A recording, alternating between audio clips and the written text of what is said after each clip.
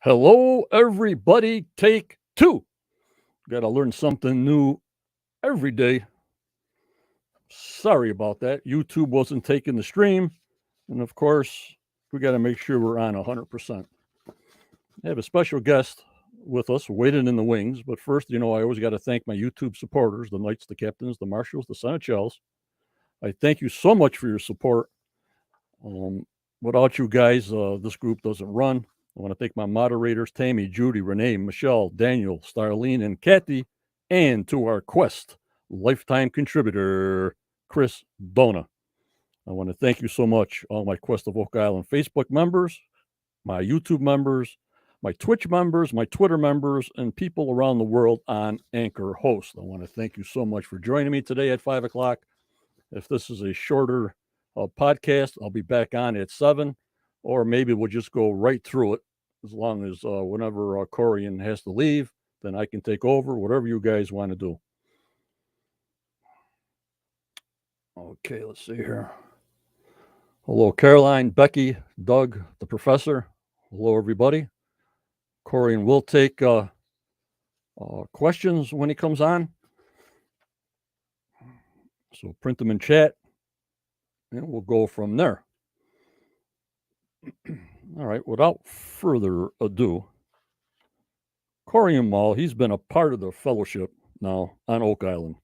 He has been on the program and also on our Quest live shows. I haven't seen him since August, since we had a 5th-year anniversary for Quest of Oak Island. I want you to please welcome my friend, Corjan Mol.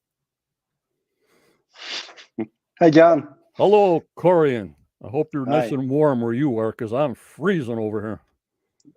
It's always good weather inside. Yeah.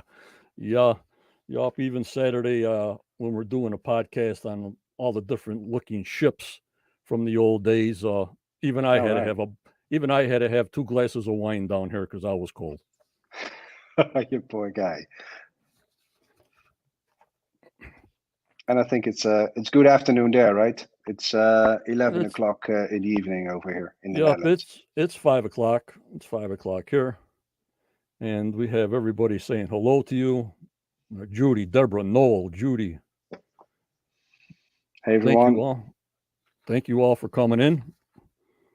Corjan Mol, man, I haven't seen you since August. What's been going on out there in the foreign land? Well, stuff basically. So busy with work, as you know. Researching Oak Island is what we call a hobby, so not a full-time occupation. Right. So trying to put as much effort in as I can, together with my, I guess now, lifetime partner in crime, Christopher Mulford. Right. We still work together intensely ever since we met on Oak Island in season 7, I think it was. Yep. And it's been great, and really enjoying the season so far. I was actually gonna wake up in the middle of the night to watch Scott Clark on the show tonight. Really looking forward to that. I don't know him extremely well, but I know him a little bit. I know he's very knowledgeable, very clever guy. So I'm really keen to see what he comes up with. Very exciting.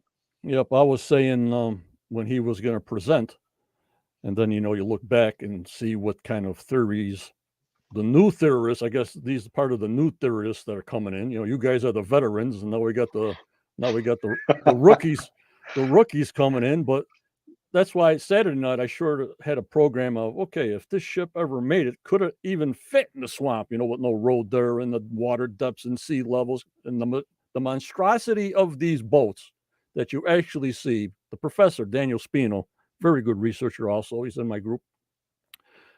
Yeah. You don't realize how big these ships are until he had some pictures of actually walking on these ships that were reconstructed, like in 2009. Just unbelievable, the size of these ships and how the craftsmen did it long ago, Corjan. It's just unbelievable. Yeah, they could do a lot of things with some wood, right? Yeah, and then you look back on the Templars, how they would do castles and how would they do tunnels. Well, can you imagine when they look back and see their architecture Yes, they did do these without no modern tools. You know what I mean?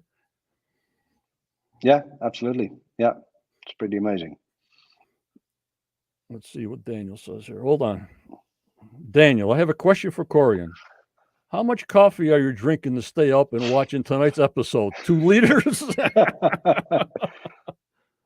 I think a couple of double espressos would do the trick. 2 liters sounds a bit much. I want to be sleeping further down the week, but yeah, a fair bit, I would say.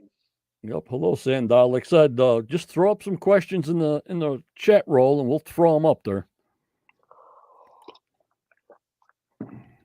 So someone says, "What show is on tonight?" I think it's the Silver Liner. I think is what Yep. it's called. I don't know Yep. who comes up with these titles. I don't know. And then I'll just say this silver liner. I always ask Carmen, but Carmen's got bad Wi-Fi. He's got to get that internet cable to his computer. I've been trying to tell him you got to go from your router to your computer to be on the cable, but he uses Wi-Fi and he, blinks in, blinks out. But I really wanted to ask him the question. I show screenshots of the pre-show tonight, All right. and Gary finds a piece of metal just laying between 2 rocks on the beach. It could have been washed up. It could have been under the sand. Who the heck knows? He says it's like steel from the front of the ship or something like that, Carmen says it's a cover to like a treasure box. Now, wait a minute here. One guy is saying it's part of a ship's support system, like a little metal that they put in the wood, like some tin in the front or whatever. Yeah. Then they bring it to Carmen. Yep, this was a metal cover or a tin cover on a box that held valuables. Now you go from a boat to a treasure, like a treasure box. Yeah, can both be true, right? Unbelievable. Well, they're both great guys. Yep. Met Gary when I was on the island at the time. Fantastic guy, and he is incredibly knowledgeable. So he does a lot of metal detecting also, I guess, outside the Curse of Oak Island show. And he has so much experience now. So he's sort of intuitively, difficult word for a Dutchman, intuitively knows, what he's picking up, Yep. and what he's looking at, and makes like a guess how old it is. And then at the same time, I think Carmen is a great guy. He's very knowledgeable too, but Yep. yeah, shouldn't be a battle of the opinions, right? No, at least be a little close or something. I don't know. Yeah. I'm going to ask you this, Corey. I don't know if you can answer or not, but here we go. Do you think in this discovery or non-discovery or whatever, since 9 years, we really haven't found anything but surface finds and a lot of history? I love the history up to this 9-year period. The 9-year period, in fact, is over with because this season's over with. You think it'll be found by a researcher or a theorist, either there, not there, or was there, by an X that marks the spot on a theory or a research, or just by, as time goes on, the more delicate research or science that they have, that they can pinpoint it that way? Can you have an opinion on something like that, Corian? Of course, yeah. And I'd love for it to be proven from a theory or from the historical perspective, but I don't think that's going to happen. I think it's going to be science. So it's going to be data scanning and then checking what they found. I think that's the only way you can get to something precise enough. Rather than to put X's on spots based on maps or alignments or indications, or walking 2 or 3 feet from a point which has shifted the number of feet over the centuries. I think that's unlikely. So science will win the game. I'm pretty sure. I thank you so much, Corey. And boy, do I miss my pal Christopher Dona. I swear to God, we were so tight that he's very missed here. My members miss him. You probably miss him in your gang, but I miss him immensely on all the chats we used to have and the live shows. Just unbelievable. I do. He's been a great a great friend. He's been sharing so much of his knowledge. He basically taught me what I know about astronomy, because I'm not the Yeah, sort of guy that looks up all the time. right. But I think he's the guy that made it sort of credible that something that's in the sky and then it progresses over time. So a constellation could be here 1,000 Hmm. years ago, and then just a little bit in a different position a few hundred years later. He explained to me how that worked and how that Yep. is connected to the very basic principles of navigation. And I think is also the guy that convinced me that if you're good enough, you just need to look at the sky Hmm. to see where you are. Yep. If you have what they had, in like the 16th, 17th century, these progression tables, and you would have like a large stick, and you would look up and recognize the sky, then compare it to what you were used to at home, and you knew sort of how far you were away. You could Yeah. work out where you were. It's like with GPS today. I mean, Hmm. I can go to Africa, and the GPS will tell me where I am, but I won't Yep. know what place I'm in. So there's a big difference between the place that you are and the map that you're on. And I'm always trying to explain this to people. You don't need a map to know where you are. You need a map to know what place you're in. It's Ver- it's a different concept. Yep. And Chris was very very good with that. So yeah, he's dearly missed, and we should continue his tradition. Yep. Yep. He's always in my thoughts, and that's why after or beginning of every one of my live shows, I always honor him. That's cool. That's really cool. Deb- It's fitting. yep. Deborah says I agree. Science is the key.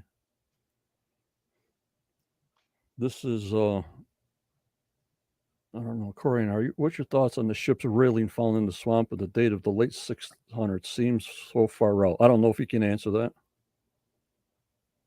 Yeah, of course I can. Oh, okay. Go ahead. Yeah, that's a long time ago. And do I think that that is plausible? I don't know. Seems on the the farther fetched side from my perspective, but who knows?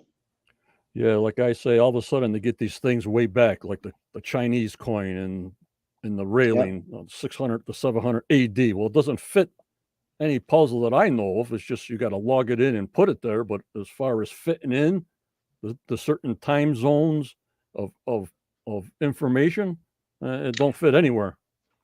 yeah. I think the likelihood. I mean, the Vikings started traveling that way. I think the Vikings started occupying like northern Scotland around 800, 900. Hmm. So the Orkneys, the Shetlands, the Faroe Islands, and then they branched out to Iceland and Greenland, arriving in Newfoundland around the year 1000, Hmm. according to the Vinland sagas, which appears to be substantiated by the finds in Ansel Meadow in Newfoundland. I don't know if I pronounced that correctly, but in Newfoundland at least. Hmm. But then 600. That's even that's hundreds of years before the Vikings crossed the Atlantic, which feels very early. But then again, what do we know?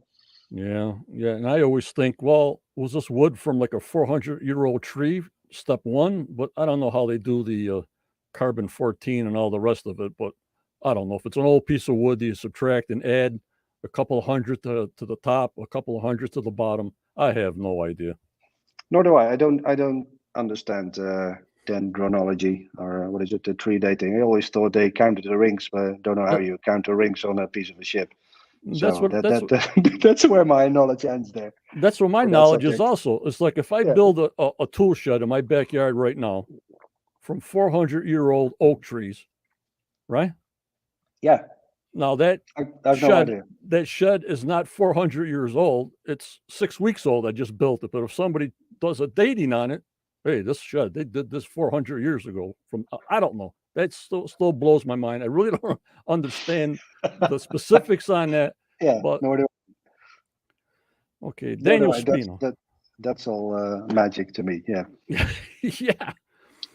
Corjan, as you are a noted Raslachol researcher as well, do you believe it's related to the Oak Island mystery? I don't. I don't. I mean, there is some. If you work really, really, really hard, you can perhaps connect the two.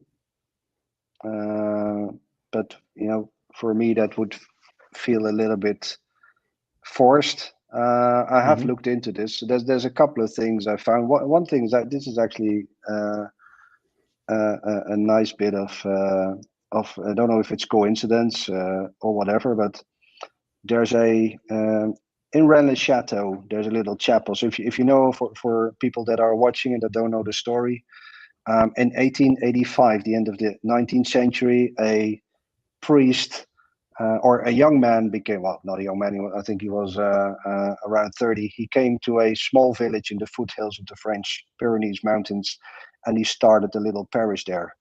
That village was called Rennes-le-Château, Rennes, the castle.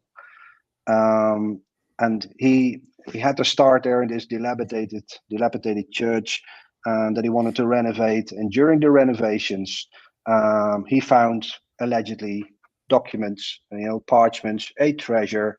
Well, could have been anything, but that's besides the point for now. He renovated this church to the point that it became this really, sort of Art Deco, gaudy, fashionable in the eyes of some chapel. Which had, for example, a really nice set of Stations of the Cross, which, by the way, he put it in the church in the inverse order. And on one of them you see a little boy who's wearing a tartan, a Scottish kilt.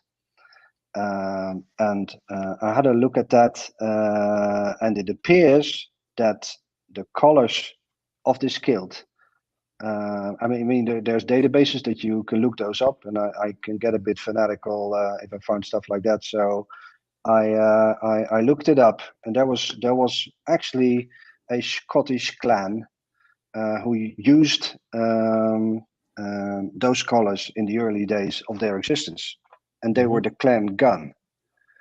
So the clan Gun was the clan of Sir James Gunn, who allegedly accompanied Henry Sinclair when he crossed the Atlantic in 1397.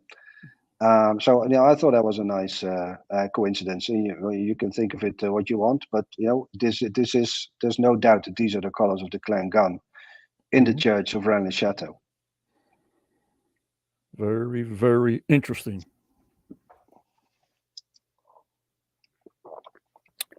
Corjan, I know you look at art for clues for Oak Island mystery.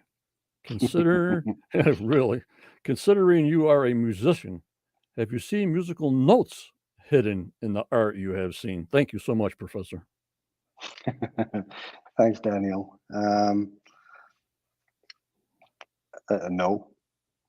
No is the answer.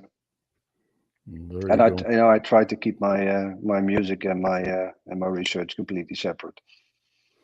You got unbelievable music. When I listen to it, it's just I just shake my head. I say, "Is this Corjan? You sure this is Corjan?"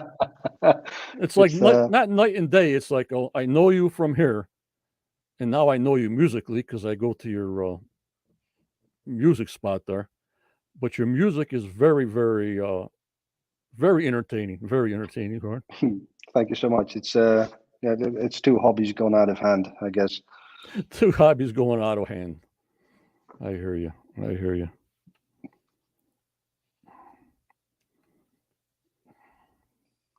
Anybody else have any questions? Hello, BC. Interested in D. And you guys, we all play guitar for some reason. Does that seem strange? Yeah, we do, don't we? I didn't know Christopher plays guitar until he showed his classic guitar, and I got this almost same classical guitar. I didn't realize Christopher played guitar. How long's he been playing? Oh, for a long time. Chris Morford is a professional musician. He's an engineer. Really? Yeah, he is. Yeah, yeah. And I only found out after a while when we were chatting, and I thought Yeah. saw these guitars in the Right. background in his room. But he's really really good. He writes really good music, and he's a great player too. Guess who just popped in? Christopher Moore. Good Ah! evening. Did he bring his guitar? Did we summon you somehow through the vibes of the podcast chat to get you here, Christopher? We're just chit chatting, Christopher. Corjan was glad enough to come on for a quick pre-show, and I'm so glad he came on. But that's what I like. I like, you just ran into each other at a coffee shop, but a lot of people are watching this, but I just like that kind of format, Corjan. I don't know why, but that's what I like. I think today's statement would be: we ran into each other in a COVID shop. Yeah. We have to put our masks on, but we don't have to put our mask on in here. Yeah, that's a good thing about this. My ears were ringing, Christopher said. Oh man, this guy he's the fountain of knowledge. He really is. I know. He's unbelievable. Let me see. Christopher, you want to pop on for 5 minutes? I don't even know if I can do that. How did I meet Chris? Daniel asks. That's actually a cool story. So this was, I think, season 7, 2019. And we actually met on the island. And we both had a theory in our bag involving Nicolas Poussin, the French classical painter. And I think it was Rick Lagina who thought it was a good idea to have us in a room together and then do some sort of a debate. And in the end, that didn't really work out. So I presented my stuff, and then Chris presented his stuff. We did that, I think, in the same week. And then we sat together and started comparing notes and looked at stuff. And then, before we knew it, we were in the research center together and checking some stuff with Steve Guptill on the ground. It is a fantastic CAD model that he has of the island, and we found this spot, on the edge of the eye of the swamp. And that was a really cool moment, because that was like on the afternoon that I had to catch my flight back to the Netherlands, and Chris, I think, was going to stay on for another couple of days. But remember, we mailed our findings to the Oak Island team, and then 5 minutes later, the director came running in and said, we're going to do a war room now. And I think I was sitting there and nervous that I was going to miss my flight. Mm-hmm. And it was recorded really, really just in time. So when the camera closed, I really had to get into my car, and I think I was the last passenger on the flight back. So that was really cool. And then we Chris and I we kept in touch, and I think we've been researching sort of non-stop ever since. We're a good international team. We're in different time zones. I'm in Europe, he's in America. Mm-hmm. I'm more, of the history and the timeline perspective. Chris is more, the esoteric researcher with just incredible knowledge, and that worked incredibly together. So we went back to the island in season 8, with the French Versailles alignment to Jerusalem, the alignment to Nova Scotia, and we're still working together.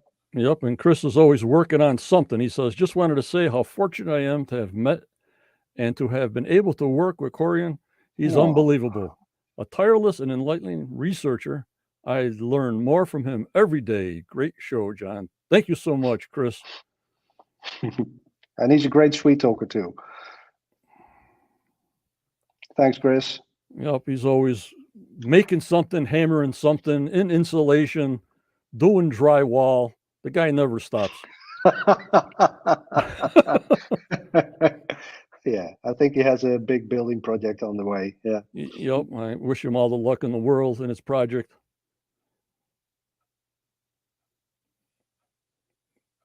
Covered in insulation. Wonder what that looks like. Oh, terrible.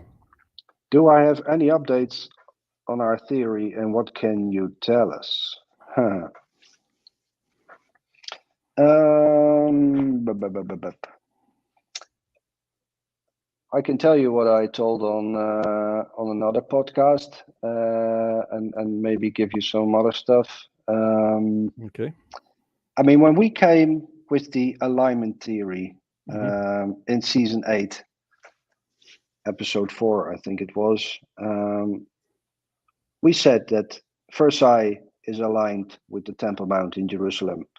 And it is. And around that time, we developed sort of rules for alignments because, my math teacher told me 2 points will always be on one line. And they are. So to have an alignment, you need something more. So first of all, the locations sort of need to point at each other. 2, the technology had to be available at the time. There needed to be intent. There had to be motive. Why would these places be on one line or point to each other?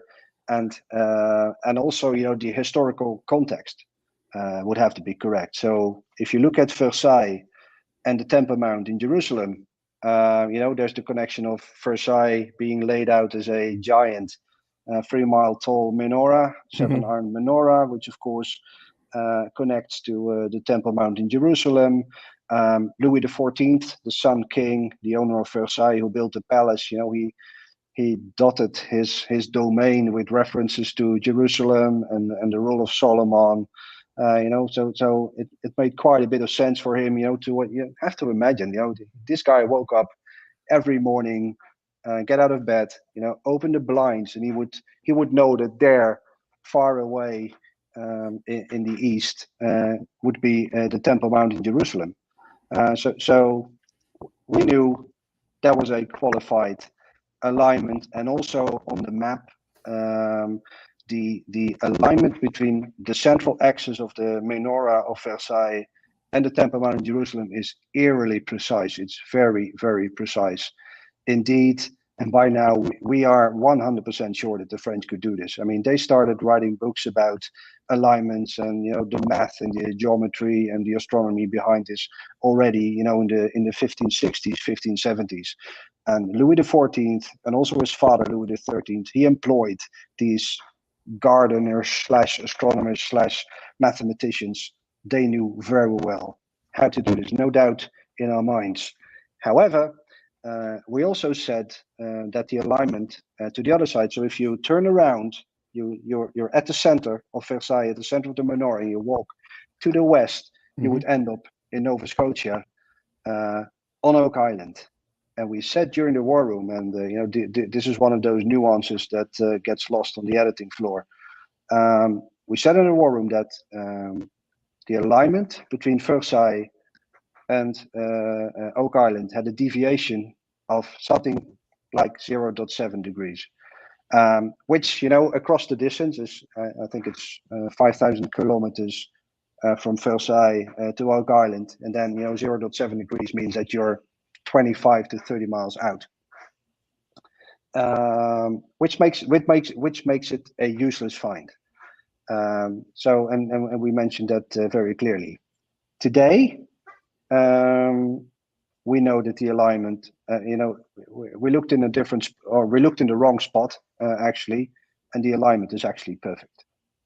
Very, very good. So there is a perfect alignment from 17th century France to Oak Island, to the spine of Nolan's Cross. There you go, members. You heard it here. And I can't tell you what it is yet. I wasn't sorry. asking anything. I wasn't asking anything.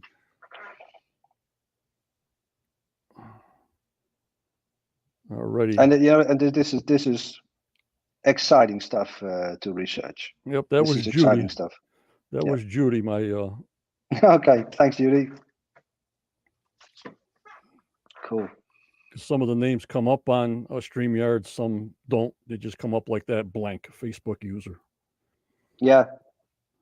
All righty. It's great. It's great to know who you're talking to. Yep. Let's see here. Would this relate that the menorah was on or still is on Oak Island?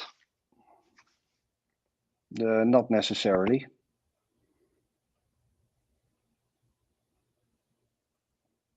Could have been there at some point. Yep. That's what we're trying to find out. Is anything there? Is there something there? Was it there? I mean, Rick has a lot of whys, when. I got him like, if, is it? Is the show acting on any of your info? Yes, they are. And but you always need to. That was Ray. Need to realize that there's a difference between Oak Island the hunt and Oak Island the show. So not everything that's done on the show and not everything that's said in the war room is being aired. Right. But I can 100% assure you that nothing is scripted. Everything happens as it happens. Right.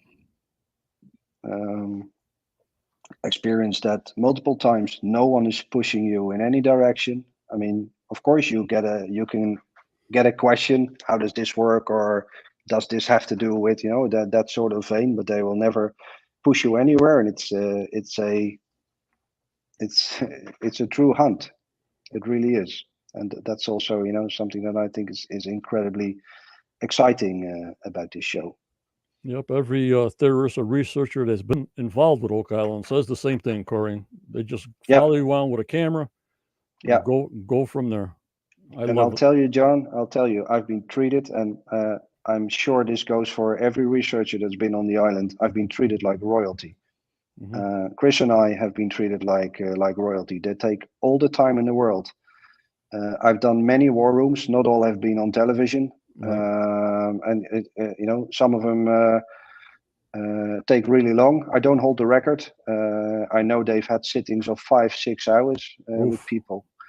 And then I pity the poor guy on the editing floor who needs to cut that back to 5 minutes that need to be understandable for a mass audience. You can imagine the amount of information that gets lost in something like that. Still I think they manage very well to keep the balance between something that needs to have some sort of a storyline to keep people's attention, right? And and the true hunt that's going on in the background, which is a slow thing. Yeah, it takes me all day just to do 20 slides, to get presented to here, because I gotta download everything I see. You got to download it in Streamlard or BeLive to bring up now. I can't go back right now and go back in the computer and pull something out. It's impossible. You poor guy. I need you got anybody that's a director or a screen guy or a makeup artist? I need somebody over here in the United States. You know anybody? No, I don't. The professor. Do you think Poussin was a Rosicrucian?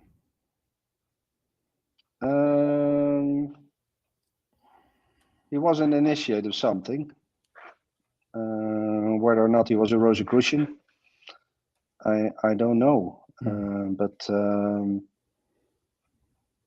I think if you look at this self-portrait of him, I think it was 1650. You see him in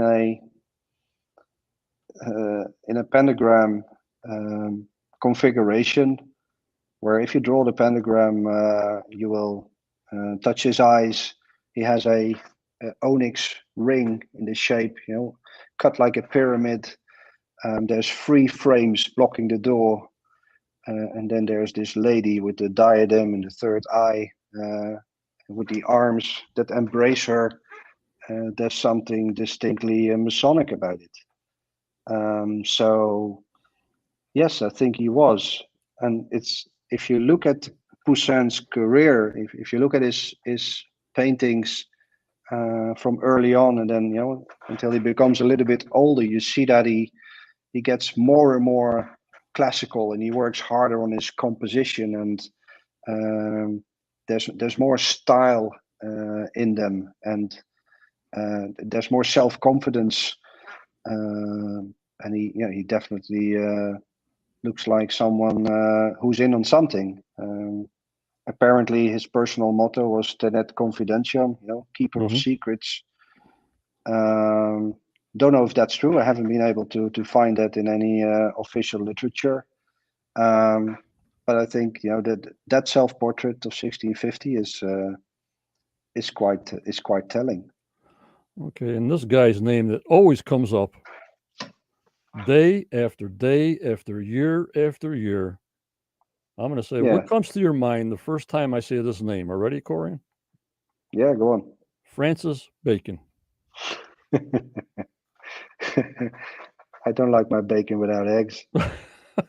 I like them poached myself. Um, Francis Bacon. Um, Unbelievable. I I listened to an audiobook by Bill Bryson a couple of weeks ago. Hmm. Who did Bill Bryson is a fantastic author. If you ever read his, I think it's called A Short History of Nearly Everything. He's a brilliant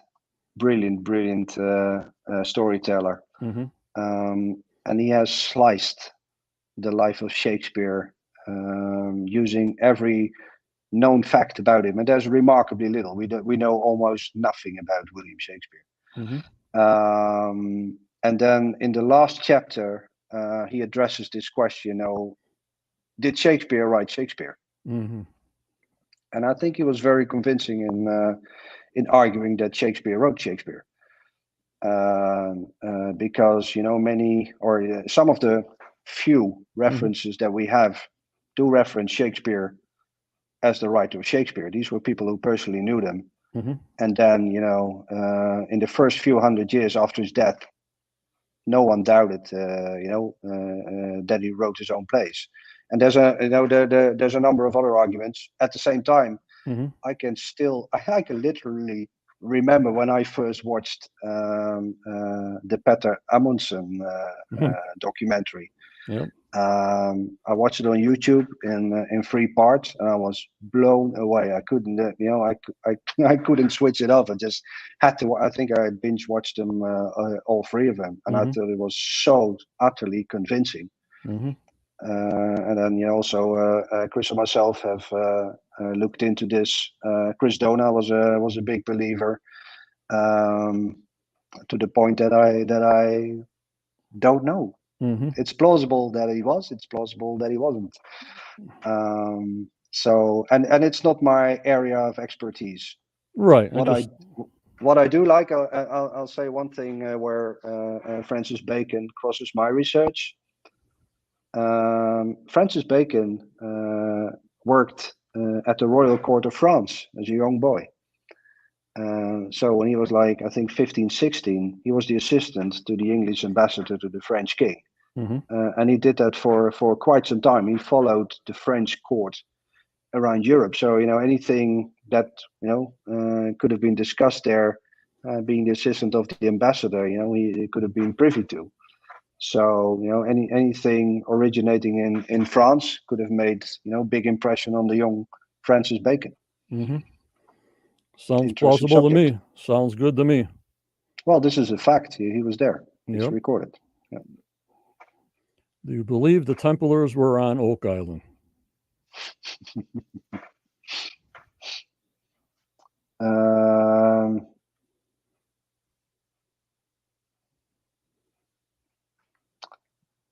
Someone was on Oak Island, and someone deposited something there. Um, Two things I've said before. Um, if you look at the testimonies that some of the Templars did in the trials in 1307, 1308, Hmm. there might be a clue in there. In 1308, there was a trial an Inquisition trial in Holyrood in Scotland. And on trial were William of Middleton and Walter Clifton, 2 English Knights Templar, who just happened to be in Scotland at the time, and there weren't many. These guys, you have to imagine that the orders for the arrest of the Templars arrived in Scotland just a little bit later than on the mainland because of the distance and because the Pope had to intervene first. Mm-hmm. Also in Scotland, there's no sign that the Templars were tortured or anything. In France, they were tortured on a big scale. Yep.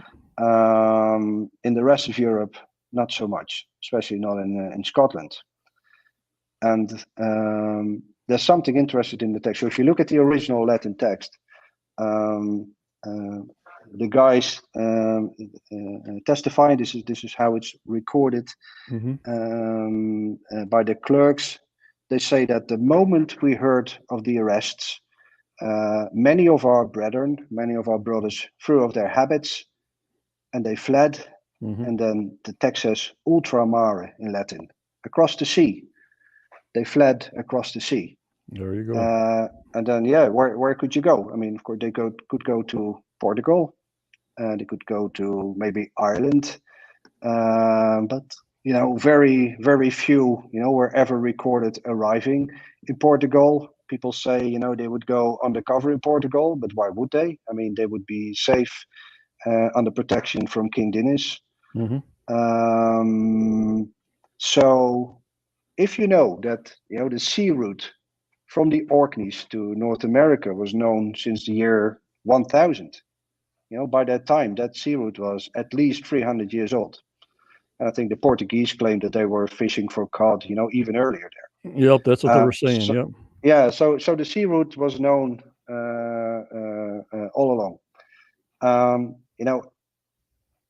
Isn't it, imaginable that if you fear for your life, you would put your family on a boat and sail across the sea, and then if you would land, suppose you would land in, let's say, Nova Scotia.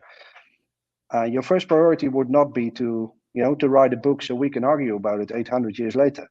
Your first priority would be to leave records, or in the year 2022, John Stammer needs to have proof that I was here. Otherwise, no one will believe him.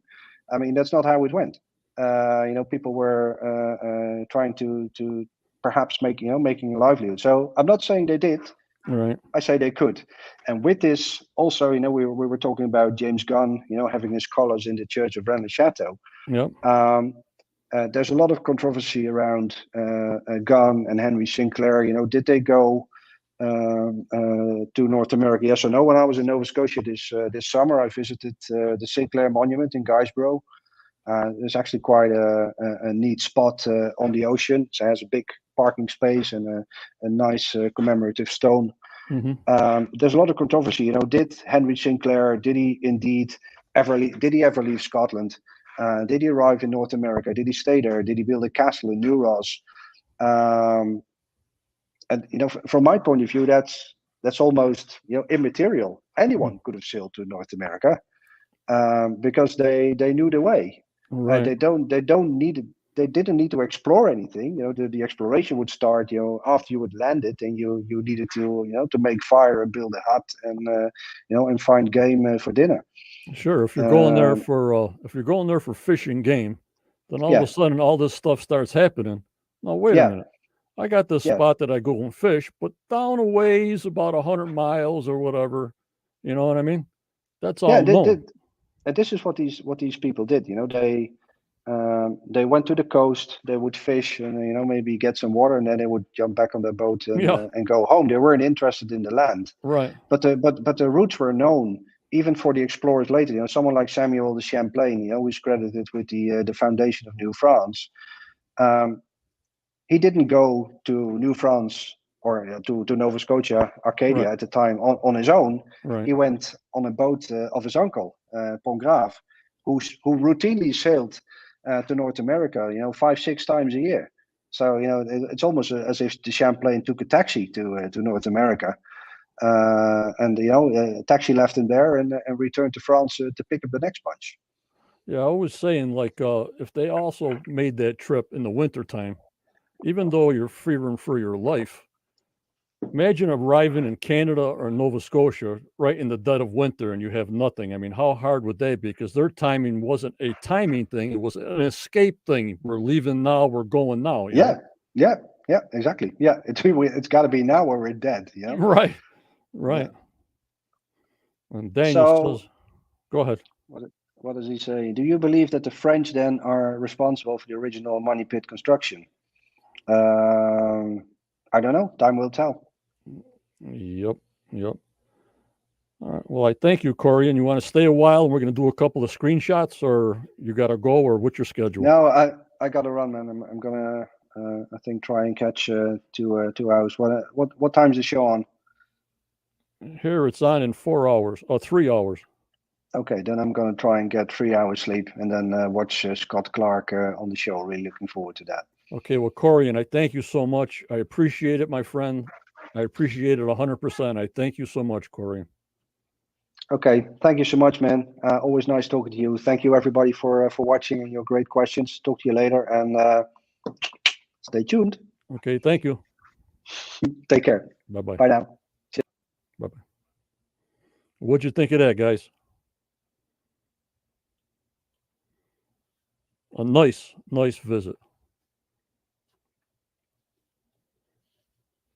Well, I think I'm going to do my little spiel now, and I won't get on at 7 o'clock, guys.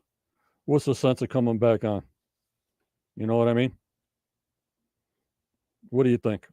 I'm all set up now, so we might as well do our pre-show, and I might as well do the screenshots. Corey's the best. You know what I mean? Corey's the best.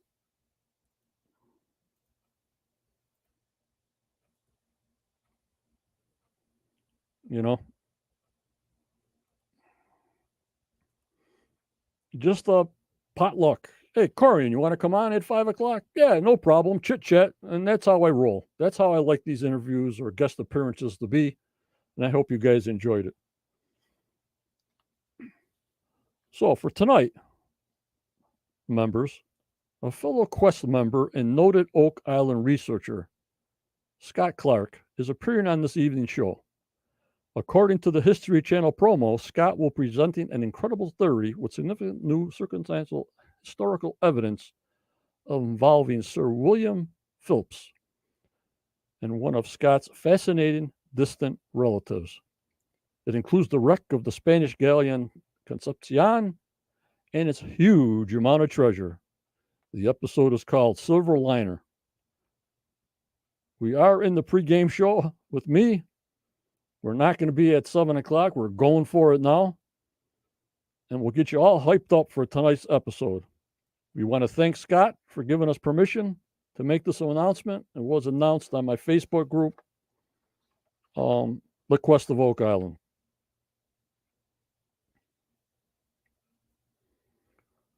Alrighty.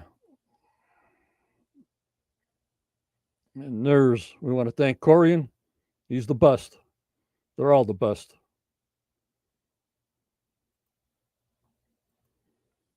All right, this is a couple of screenshots about tonight. Don't forget, me and Judy will be on tomorrow night for a recap of tonight's show. And she'll have her synopsis detailed bit by bit for tomorrow night, 7:30, right here on YouTube, Twitter, and Facebook. If you can please subscribe to my YouTube channel, I'd appreciate it. We need help over there. Also, if you want to join my paid site, it starts at $2.99 a month. We need help over there too. If you can, it's not for everybody. And please check that community tab. That's where you get a hold of me. And people that have been with me from hired and captain on for 12 months will get a special surprise.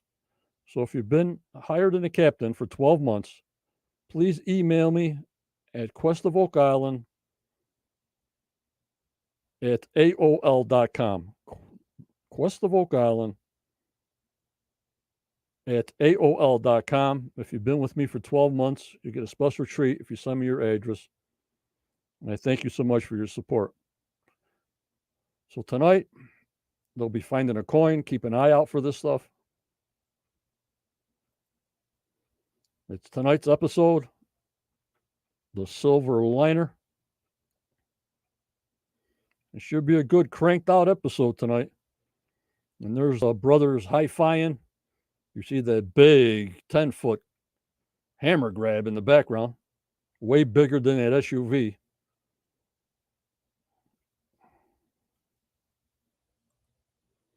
And there's them caissons will be rolling on.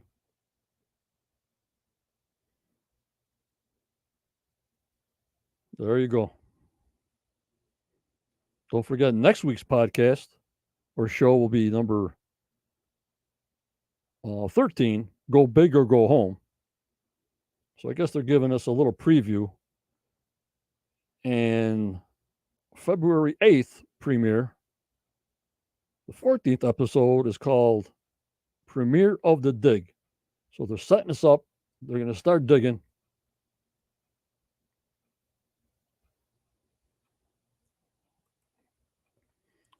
And everybody's smiling.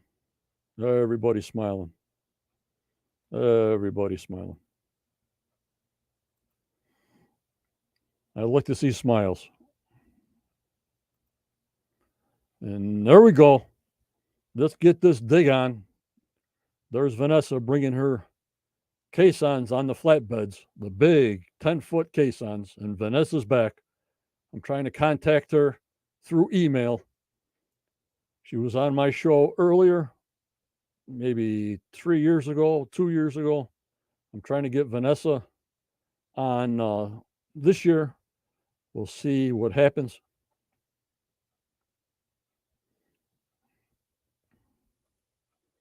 They're going to the bottom of the money pit.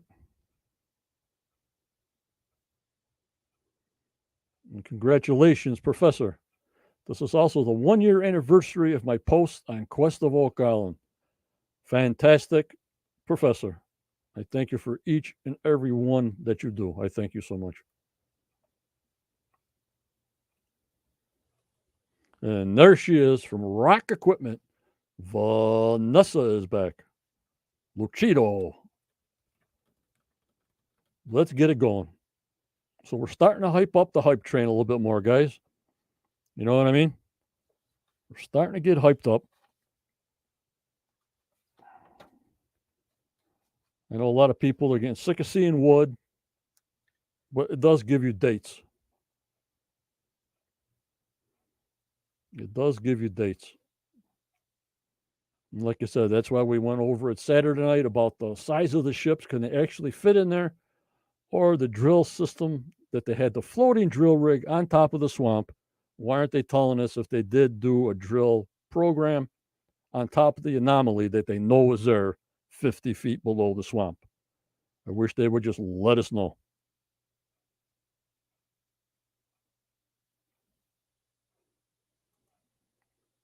Thank you, Jazz Dia. I'm trying to get her back. It was the first one she ever did. My show is a lot of firsts for a lot of people.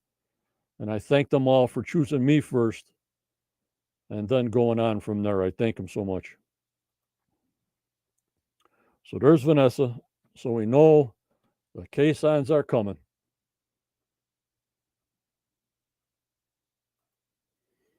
From the top pocket find, they find a coin. Gary with his lucky digger, Rick, whose birthday is today. And I guess he's 70 years old today. 70 years old.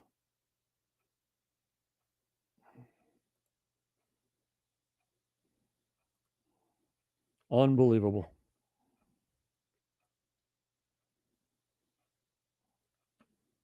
So tonight's the Silver Liner with Scott Clark.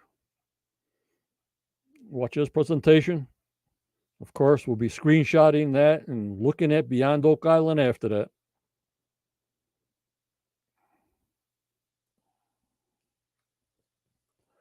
Taking a couple screenshots of Beyond Oak Island just to fill in a little bit. And that's all tonight at 9 p.m. Eastern Time. I know you guys in Canada don't get it till Sunday night, 8:10. But the people with the VPNs do watch it with the USA Tonight.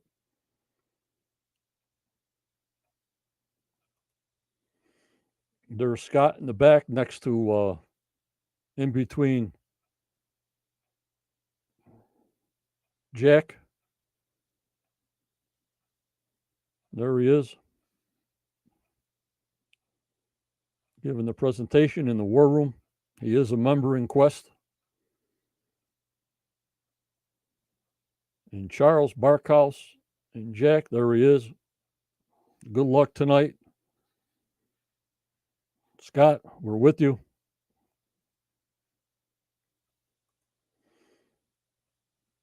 And this guy is the birthday guy. Jack and Charles.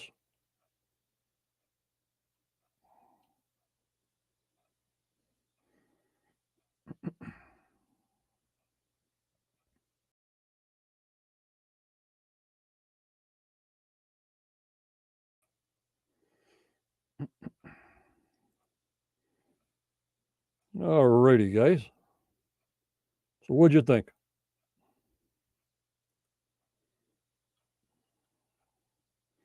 That was my first time using a guest on StreamYard.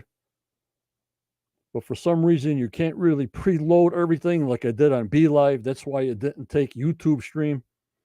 You have to set up everything within 5 or 10 minutes before you want to go on live. You can't set anything up like BeLive and just leave it and then hit the live button.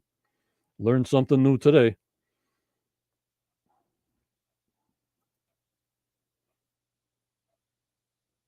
I thought it was a great surprise having Corjan on. I love it. I love things unscheduled. It's just fantastic.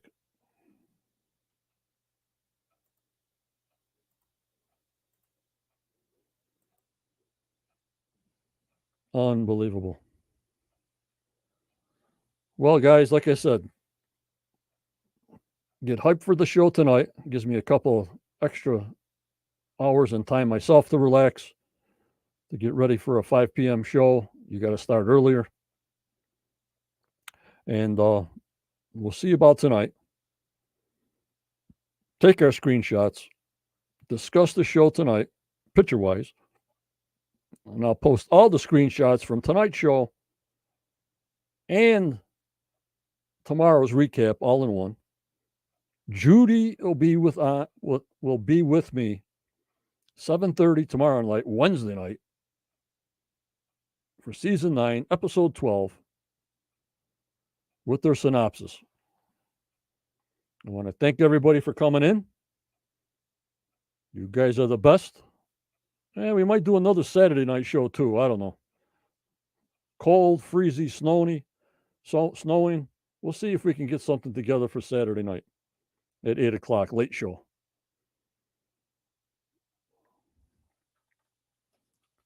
So I thought it was a great show tonight. And we'll see you tomorrow at 7:30. But remember, guys, and remember, members, always go forward. You may get a setback, but just believe in yourself. Believe in your dreams. Never give up. Never be like me. I just don't give up no matter what. You keep smiling. You be kind. For tomorrow is never given. Never. So you guys stay strong, stay positive, stay safe in this COVID craziness now. Thank you for joining me. We'll see you Wednesday night, tomorrow night at 7:30 with Judy. I hope you enjoyed the show. Thank you, and take care, and bye-bye now.